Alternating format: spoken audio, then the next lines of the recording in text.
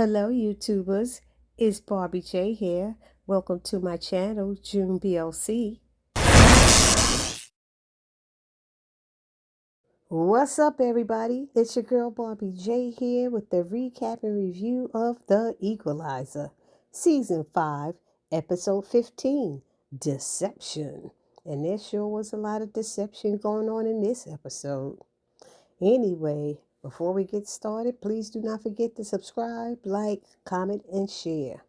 So now this episode starts off with Robin on the phone talking to Marcus. And he answered the phone talking about, "Hello, beautiful." And I started blushing like he was talking to me. He wasn't even close to talking to me, but I started blushing. I'm blushing now just even telling y'all about it. But anyway, she told him that she was going to be dealing with some stuff today. She got a little parental situation dealing with. And he's like, "Anything I can help with?" And she was like, "You got a cure for teenagers," or something like that, she said. So anyway, she heads into the kitchen and she sees Aunt Vi cooking up a recipe for a hangover.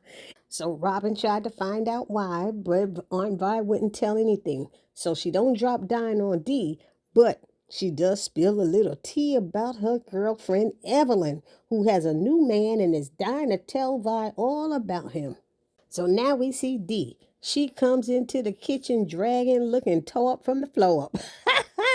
And Robin is making a lot of noise just to mess with her because she knows she got a hangover from drinking the night before. Because she said she went into Dee's room last night and kissed her. And she said, "Ooh, the stench that came from her breath was kicking, honey." And by the smell of it, she knew what Dee had been doing that night. So Aunt Vi leaves out of the kitchen and makes a face at Dee. So Dee knew what that meant, and she told Robin what she did. And Robin thanked her for being honest, then told her to eat her food. It'll make her feel better, and then meet her in the living room. So Dee finishes her food, goes in the living room, and once again starts apologizing to Robin for what she did and saying it won't happen again. And Robin stops her and told her her behavior lately has been out of character. It's dangerous and it's escalating.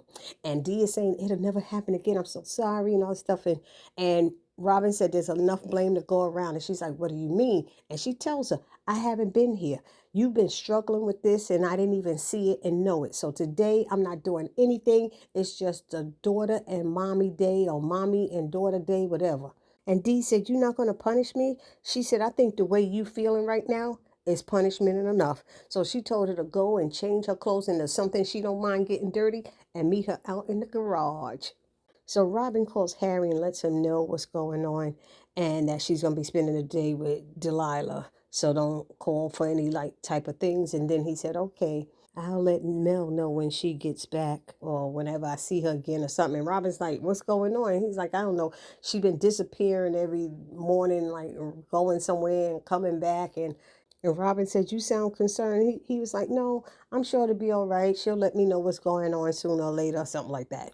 So now we see Mel getting out of her car. It looked like she's going to the doctor's office. And some man pulls up telling her she's in his parking space. He parks there every day. He has an important meeting. She's like, "It's public parking." And he gets up in her personal space now. And he's like, "Look, sweetheart." And he's clapping in her face. "I just need you to move your car." And she starts flipping out and she pulls out a gun and have it up his throat and said, "Get out of my face," or something like that. Homeboy were running. I was laughing. I said, the reason I'm laughing, not that it's funny that she pulled that gun on him, but that's what happened when you think you could bully a woman. And he thought he could bully her. And she pulled out that gun. He couldn't run fast enough and jump in his freaking car and drive off. I bet you don't want that spot no more. But poor Mel, she's standing there all shooken up to the point that she had to go and make a quick appointment to see her therapist. And she told her what happened. And the therapist is like, "Oh, her PTSD is escalating." And she tells Mel there are ways for her to manage her PTS successfully. And then she asks how Harry is handling her resurgence of these episodes. And that's when she finds out that Mel hasn't told him because she's embarrassed to ask for help. And the doctor asks her how would he feel if he finds out that she's going through this and didn't share it with him. And she said he would be pissed. She said, "Then let him in." Because she said it's hard enough to go through this alone. You need the people who care about you and love you to help you in this battle. So now we see Aunt Vi. She's meeting with Evelyn, and Evelyn's telling her all about Nigel and how he's rich. He's an entrepreneur, a businessman, an investor, and he's supposed to be great at all three of them. And that he's going to take her on a weekend getaway to Paris. And she's so excited. And Vi is like, do you think it's a good idea to go to a foreign country with someone you just met? Oh, there's no reason to worry about me. Don't, I understand your concern, but I'm sure I'll be fine. And then she's like, maybe you could meet him. He's coming today for lunch. And Vi's like, oh no, I gotta go. I'm not gonna stay and be a third wheel. She said, no, I want you to meet him. So he comes, caters all his food from the Four Seasons, the chef at the Four Seasons, and they're talking and he's telling stories and Vi is listening and everything. And she starts asking him questions because she asked him about this can't miss opportunity and she wanted him to explain it. And Evelyn got mad at her, like, Vi, why are you asking that type of question? And she's like, she's like, I'm just asking. And she asks, has he seen proof of this and proof of that? And the man is a little taken aback, but he said, yes, I've seen it. And then he says he has to go. When he leaves, Evelyn gets mad at her. Like, why did you do that? Why did you interrogate him? And she's like, just asking questions. And she's like, now I got to apologize to him. And Vi said, Evelyn, wait, there's just something about him. She said, I find an incredible man. Why can't you just be happy for me? And Evelyn walks away, leaving Vi standing there. So now we see Mel coming back to the bar and she sits down with Harry and she's about to tell him what she's going through. But the next thing you know, Aunt Vi shows up and she comes over there and asks them to look up this guy, Nigel, whatever, to see if he's on the up and up. There's something about him that bothers her. But when they look him up, everything seems to be on the up and up and he seems to check out and everything. And Vi was like, okay, then I owe him an apology. So she leaves and Harry's asking Mel, what did you want to tell me? She said, oh, I forgot. Never mind. Or something like that. And she doesn't tell him. And I'm like, what made her change her mind not to tell him what's going on like the doctor told her? Somebody put it down in the comment section what y'all think about that. So now we have Delilah walking into the garage, about to help her mother with fixing that Chevelle that she's responsible for breaking. You know what I mean? And Robin shares with her how she had some of the best conversations with her father working on that Chevelle. And so she felt that she and Delilah could maybe have some good conversations as well. And Delilah was like, I like that. So they did talk a little bit about, how Delilah's been handling these type of things because she's upset because she didn't get into her safety school and stuff. And basically, Robin is trying to teach her some life skills on how to handle things. Okay, you couldn't get it in this way, but then you figure out another way to get in. And she used a car and a job interview as a story and an idea helping Delilah understand what she's trying to say. And so when they finished fixing the car, then Robin said, would you like to take it for a drive? And she said, with my permission this time. And Delilah says, let's do it. And now while this is going on, we see Aunt Vi in a car driving and she calls Nigel. How in the world did she get Nigel's phone number? And how come Nigel isn't surprised when Viola calls him to apologize? And he's very understanding and caring and says, Evelyn's lucky to have a friend like you who cares about her. And she said, well, I'm glad you understand. And he said, and I hope since I'm going to be around that you could consider me a friend as well. And Vi said, I hope so too. And then she hung up. And so then Nigel walks over to his bathroom, opens the door, and there's a woman in a tub in a bubble bath. And he's like, sorry, I'm late. Room for one more? And she's smiling and he says, I can't wait to take you to Paris. So I'm like, is he scamming this woman too? Or is this his real woman? Because he did come into the house and it seems like that's his place and the woman is waiting for him. So he might be at the Four Seasons. So maybe the women that he's scamming, he's using their money to take care of him and this other woman. Y'all let me know what y'all think about that in the comment section. So while Vi is still driving, Harry calls and she lets him know that she's on her apology tour. She just apologized to Nigel and she's on her way to see Evelyn. He said, you might want to pull that tour bus over. I said, oh my God.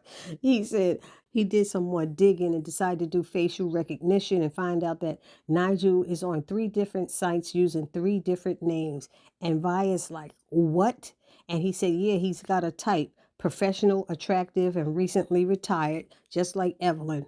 And so he ghosts these women and changes apps, changes his name, and then he starts up with another one, Harry said. So Harry's telling her she needs to warn Evelyn, but she's like, she's so mad at me. Is it any way I could talk to one of these women who Nigel has scammed? So he gives her the number for somebody named Francis Esposito. And Vi tells him there's a peach cobbler with his name on it when all of this is done.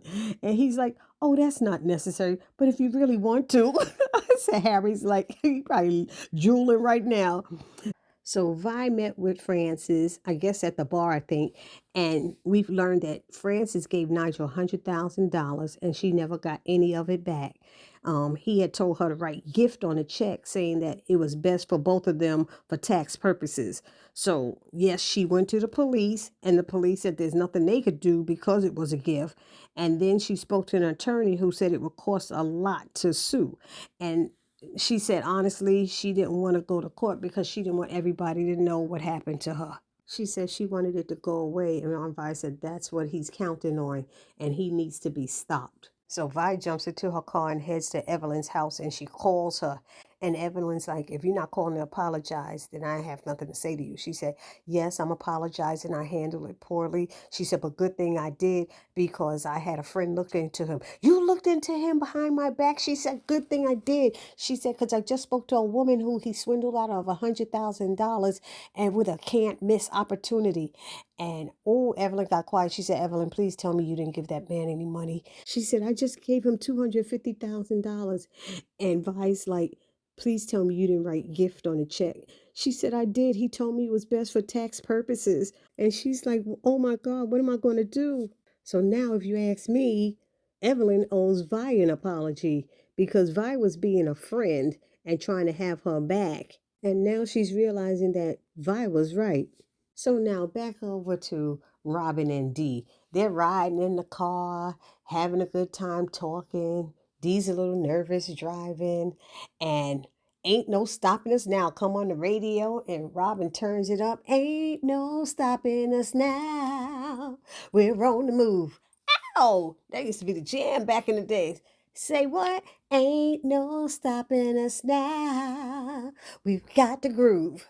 So they was driving and then they start talking about Davies, this ice cream, this place that had the best milkshakes or something like that. And Dee tells Robin that they just reopened a couple of weeks ago. So they headed that way. They parked the car. Robin runs in because the spot is not legal. And Dee gets a text alert or something, and she looks at it, and her facial expression changes into, like, I don't know, sadness or something. And when Robin comes back out with the milkshakes, Dee is gone. And the car is left unlocked, windows down, and Dee didn't say one word. How irresponsible of her. So next we see Harry calling Dante about Mel. He's thinking maybe she's in trouble and not telling him because she's trying to protect him or something like that. But while they're talking, Dante's on the line ring. He goes, it's Mrs. Marset. And Harry says, you better take it. I think I know what it's about. And so Viola starts telling him about Nigel and what happened to Evelyn. And he tells her that it's terrible, but it's not an isolated incident. There's a lot of these con artists out there running similar scams, but there's not much of a legal recourse due to the fact that the money is being designated as a gift. And he said something similar happened to his friend Manny's mother, whereas this man romanced her and then cleaned her out and she died penniless. So Dante said it would make his year to put that SOB behind bars. And he said, but he don't think he can make anything stick, but send him the information and he'll look into it. And so she's like, thank you, Detective Dante. And he said, Marcus. And I started laughing because when she called, he said, Mrs. Marset, and she said, Viola. I said, oh, now they're both on first name basis. This is wonderful. Isn't it a joyous moment right now, y'all? And so she tells him that Harry could give him all of the information on the guy, all his aliases, and some of his victims. And Dante's like, I'll do everything I can. So Viola gets to Evelyn's apartment and Evelyn looks drunk as a skunk. She says she tried calling him and now his number is disconnected. She's like, what am I going to do? I gave him my entire life savings. And the next thing you know, Vi sees an empty bottle of pills or something, asks how many of those did she take? And you saw Evelyn hit the floor and Viola calls 911 for an ambulance. So now we see Mel and Harry in some high sedity club, and they're having this argument in front of all of these people about money. And we see her slap him, and then she's like, I'm getting out of this travesty of a marriage. I'm divorcing you. And money is mentioned. And she's like, please, you signed an airtight prenup. And she said, I'm going to buy that Lamborghini I wanted and all this stuff. He said, I'll see you in the court. She's like, bye.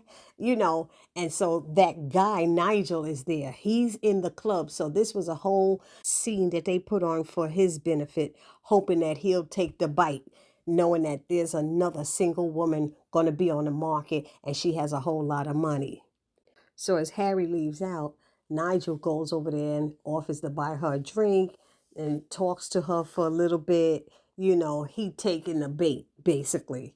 And Harry is hearing all of this because, you know, Mel has the ear plug in thing. And meanwhile, Aunt Vi is calling Harry to find out what's going on, saying that she got Evelyn to the hospital in time. They were able to remove all the drugs out of her system. And she's asking about Evelyn's money. And he's saying that it was wired to the Cayman Islands. And this type of bank is hard to break into and he doesn't have much time. And she's like, why? Because he found a ticket for Nigel is heading there in a few hours to the there. And once he gets there, he'll probably withdraw all the money and she'll never be able to get her money back. He said, this is where Mel comes in. We're trying to get her to get him to open up his phone, dropping a Trojan horse so they could get Nigel's facial biometrics and be able to get access to his accounts. So now back inside, we see Nigel talking to Mel, and it seems like things are working. And he tells her what he does for a living. She tells him about the money that she has. And then he said he has this very lucrative investment coming up, and he's very selective about his clients. And she's like, well, I'm sure I'll be a good fit, or something like that. And he said, yeah, he said, I'll have to get back to you later because I have to go. She said, well, let me just airdrop this, you know, my information to you.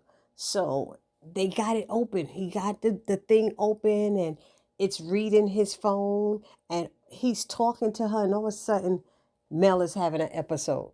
She just starts having an episode and she squeezes a glass so hard that she cuts herself and then drops her phone on the floor. I just like, I'm confused. It was on the bar. How do you just drop it on the floor? And then he picks it up and turns it over and sees everything is uh, downloading or uploading or whatever. And he steps on it and smashes it. It had to be already at 90 something percent because these uploads don't take that long. I just don't understand why Mel couldn't hold out for just a little bit longer. So Harry's like, what's going on, honey? What's going on? And he see Nigel run out and get in the car in front of him. So he runs inside looking for Mel and finds her in the bathroom on the floor bleeding.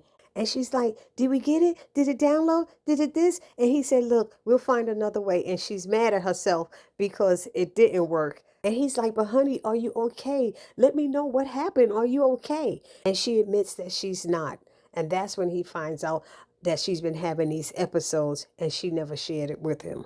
And because she never shared it with him, they had never worked on a plan on how to deal with her episodes if they ever came up. And that doctor told her, y'all need to work together. You need to have somebody who helps you. You can't do it alone. And basically, because of this, she let down everybody herself, Aunt Vi, Evelyn, you know, and she's probably feeling bad about it. So now back over to the hospital. Evelyn's waking up. Vi is right there. She lets Vi know she wasn't trying to kill herself. She just wanted to forget everything that happened. That was her life savings. She can't even afford to restart building again. Vi keeps telling her everything is all right. You're going to get your money back. She said, you can't promise that. You don't know. The police said they can't get it back, blah, blah, blah. She said, I have faith in my friends. And Evelyn feels stupid and because she was naive to think she had another chance at love, you know, just having another partner. And Vi tells her having a partner doesn't guarantee happiness. You are in charge of your own happiness. And she said, you're right. So Evelyn said, I wish Nigel, or whatever his name is, could pay for what he's done. And Vi tells her Carmen has a way of settling the score. Next thing you know, we see Nigel getting out of his car at the airport. He goes in the trunk, and when he turns around, somebody punches him in his face, and he hit the floor. And they check, get his phone, put it on his face, for the facial recognition. And when he gets up, we see it's Dante, and he said, okay, Harry, got it. Tell me what to do. I said, oh, that was so cool. And so we see Harry in the car with Mel, and he says, see, everything worked out. We got access to Nigel's accounts. Evelyn's going to get all her money back, and the rest of the money will go to making the rest of the victims whole as possible. And Mel says, yeah, thanks to Dante, I screwed up. And Harry tells her not to beat herself up. He lets her know that they're all part of a team. None of them are perfect. And when one of them trips, the other one picks them up. That's what we do. But he's like, the bigger question is, why didn't you tell me that you were struggling with this? And she was like, I thought I could control it myself. He said, you're not answering the question. And then she admitted that she was ashamed. And he said, baby, I love you. I love you. You could tell me anything. I would never judge you. So they made up and everything, and that was cool. And then the episode ended with Robin driving around. She finally sees Delilah walking the street, and she tells her to get in. And she's like, what is wrong with you? Why would you leave the car with the keys in it? And Robin was about to get on her case, and she just started crying. And she's like, what is it? What is it? All three of my friends got into Princeton. We talked about this all the time, that we was gonna go together and we would be in the same dorms. I didn't even get in my safety school. And now that they're at Princeton, their futures are totally set. And that's when Robin was like, that's enough of that. Okay. That's your father speaking. I love the man, but that's too much. This whole thing about the Ivies being a golden ticket is complete nonsense. It's a degree. It's not a free pass to success. So she says, you know what? I want to take you somewhere. And she takes Delilah to her old neighborhood where she got arrested for stealing a car, and how her whole life changed because of that. And she tells Delilah, just because she didn't get into Princeton doesn't mean she won't one day, or something like that. She said, in your case, rejection is just redirection. And I had to start laughing and saying, God, you funny, because my pastor at my church just preached about that 2 weeks ago with a sermon talking about being chosen, and how God's rejection ended up being his redirection. So instead of him being a pastor at a historical church in Atlanta, Georgia, he is now the pastor of a historical church in Harlem, New York. Hey, hallelujah. Anyhow, Robin goes back to something that she said to Delilah in the garage when they were fixing the car. She said, so when your car stalls, Delilah said, you find another way to get there. She said, baby girl, you have inherited the best parts of your father and me, so you can get through any roadblock that gets in your way. And then when she said that, they have Aretha Franklin's Bridge Over Troubled Water playing in the background. It was so sweet. And she said, I love you, baby girl. And they hugged, and it went off like that. So y'all let me know what y'all thought about this episode. Of course, it was another good episode. And I know my review is actually much longer because I really liked this episode, where it was really heartfelt, and it wasn't somebody so challenging stuff that Robin has to run after this and go after that. This was so more relaxing, and I just felt compelled to tell more details about the episode for those of you who didn't see it. Anyway, again, like I said, let me know what you think about it in the comment section, and I will see you all in the next video. Please do not forget to subscribe, like, comment, or share. Subscribe to the channel, like the video, comment on the video, and share the video. It's your girl Barbie J saying peace.